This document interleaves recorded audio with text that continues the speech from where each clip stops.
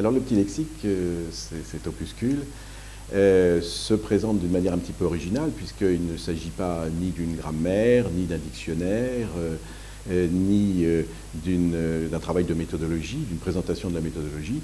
Il s'agit en fait de quelque chose qui est uniquement composé des fautes les plus communes, les plus courantes chez les étudiants.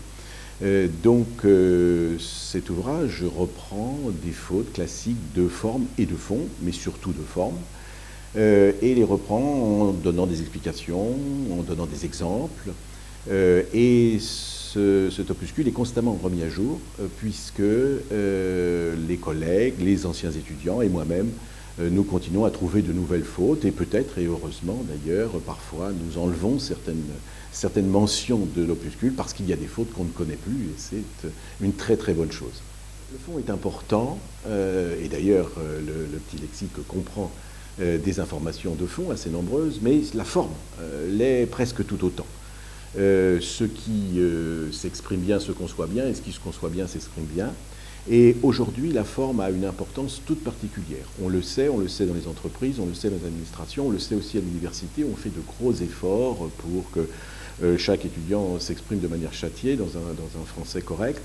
Et je pense que le petit lexique contribue, modestement, mais contribue à ce que, petit à petit, les étudiants retrouvent l'intérêt pour la langue française, perdent l'idée qu'on peut exprimer une idée de n'importe quelle façon, un concept de n'importe quelle façon. Les concepts juridiques sont souvent assez complexes. Il faut donc une grammaire, un vocabulaire.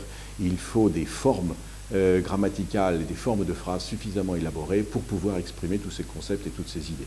Et voilà, j'espère que le petit lexique y contribue un tout petit peu. Le petit lexique des fautes usuelles de l'étudiant en droit est né il y a très longtemps de notes que je prenais au fil des années et qui me permettaient de relever les fautes, les approximations, les erreurs de fond et de droit des étudiants que j'ai pu rencontrer dans 7 universités différentes. Et petit à petit, eh bien, un dossier s'est accumulé et j'ai fini par en faire un petit livre qui est maintenant régulièrement réédité chaque année et qui s'intitule donc ce petit lexique des fautes usuelles de l'étudiant en droit. Voilà. Alors le petit lexique s'adresse évidemment aux étudiants en droit. Initialement, il avait été rédigé pour les étudiants de master, puis il a été étendu à l'ensemble des étudiants en droit, depuis la capacité jusqu'au doctorat. Il concerne aussi les étudiants d'administration économique et sociale, AES, car eux aussi font du droit.